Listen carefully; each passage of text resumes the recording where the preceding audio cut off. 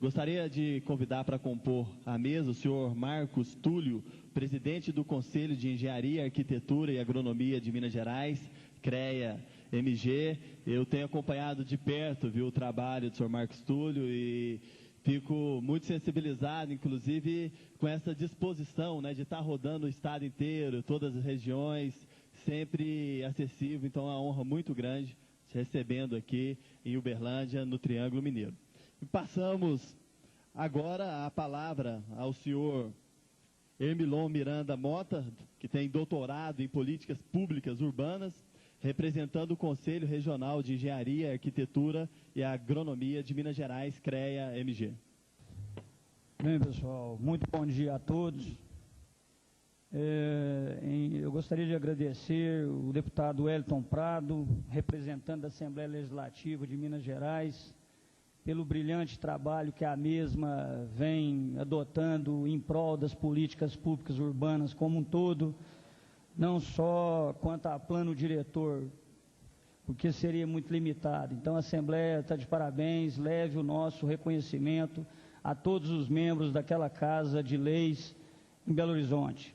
Ao meu ilustre presidente do Conselho Regional de Engenharia, Arquitetura e Agronomia, engenheiro e colega Marcos Túlio de Melo, a quem eu agradeço por ter nos convidado para participarmos desse grande evento aqui na cidade de Uberlândia, diante da Assembleia Legislativa de Minas Gerais. Senhoras e senhores, um bom dia a todos. Ao ser convidado para falar de políticas públicas urbanas, eu não vou negar, eu fico muito à vontade, porque é a nossa área de atuação, é a área na qual pesquisamos e trabalhamos tecnicamente. Começamos um trabalho árduo a nível de estudo nas capitais e fomos chegar a cidades com menos de 3.500 habitantes, inclusive no município, no estado de Goiás, onde presenciamos esgotos a céu aberto, ruas sem pavimentação, enfim, não há saneamento básico nesses pequenos municípios. E eu gostaria até de sugerir ao nosso nobre deputado estadual, Wellington Prado, que nessa Casa de Lei em Belo Horizonte registrasse também essa questão. Quem sabe o Ministério das Cidades não poderia já entrar com sua equipe de uma forma de intervenção e para ajudar, colaborando, montando esses planos diretores desde o início desses povoadozinhos. Por quê? Uberlândia, hoje, na casa dos seus quase 600 mil habitantes, está enfrentando um problema seríssimo, que é o problema da grande periferia.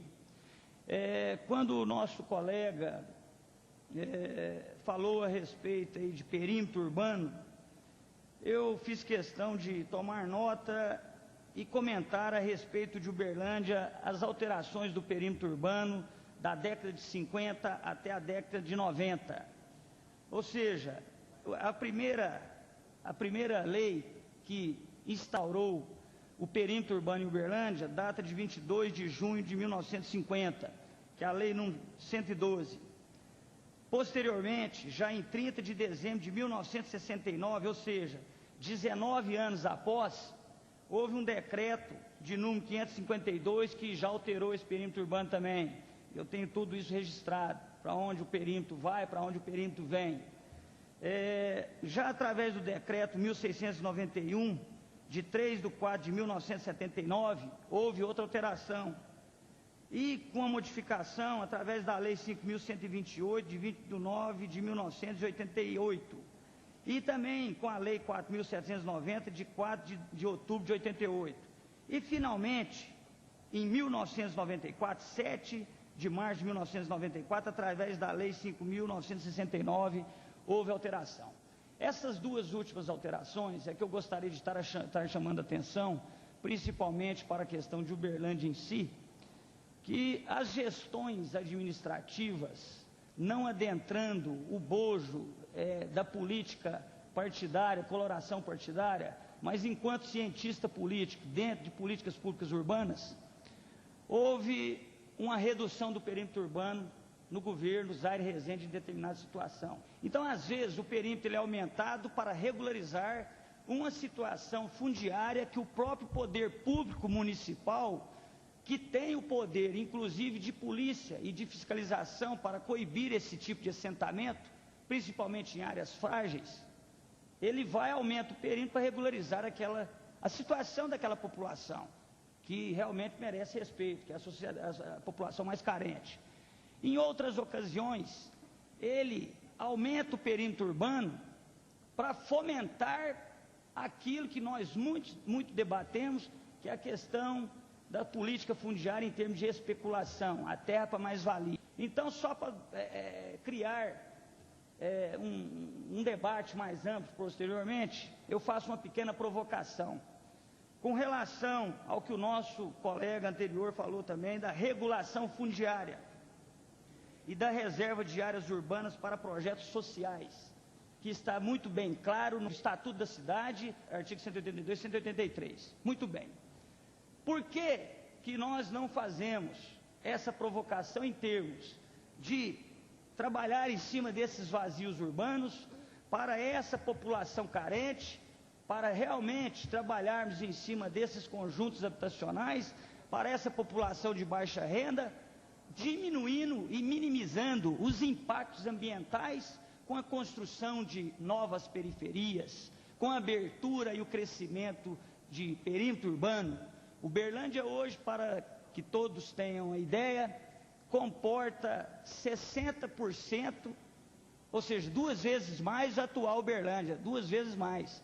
Quer dizer, e não é só Uberlândia, eu estou falando isso porque nós temos que nos preocupar com a política macro, quando se trata de políticas públicas urbanas, quando estamos diante de uma lei, que é o Estatuto da Cidade, que eu tenho que parabenizar o governo federal por essa iniciativa, porque a história é cíclica. No governo militar, quando do êxodo rural, quando do advento da industrialização, quando da mecanização do campo, o povo, o homem que estava na zona rural, ele veio para as cidades, trazendo teus filhos, pensando numa melhor condição de vida, numa dignidade melhor para a tua família. No entanto, ele encontrou, foi uma cidade precária, foi uma cidade sem saneamento, foi uma cidade na qual ele não tinha e não tem habitação digna de moradia. Enfim, a cidade realmente é o palco dos grandes conflitos.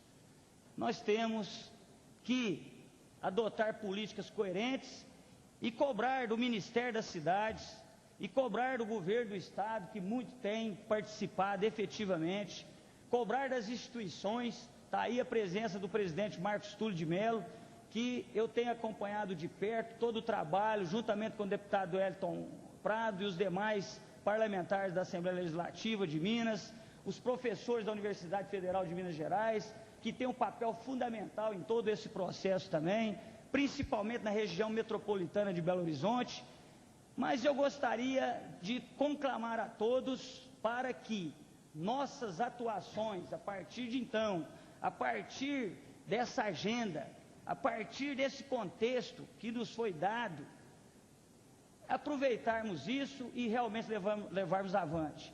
Enfim, nós temos que preocupar a nível macro, nós temos que preocupar com a violência urbana, nós temos que preocupar com esses presídios que estão sendo construídos, nós temos que preocupar com o valor que nos custa um preso, hoje, para o Estado, custa em torno de R$ 1.260, ao passo que um agente penitenciário tem um salário de R$ 760. Quer dizer, há uma grande discrepância, uma grande inversão de valores em todo o processo que diz respeito ao urbanismo.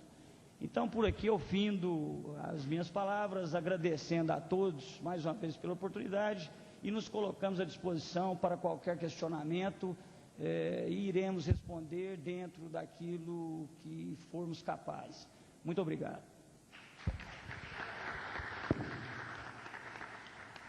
Agradecemos a exposição do senhor Hermilon Miranda Mota, representando aqui o CREA-MG, aceitamos, achamos que foi oportuna a provocação no que tange a especulação imobiliária, realmente falou a verdade.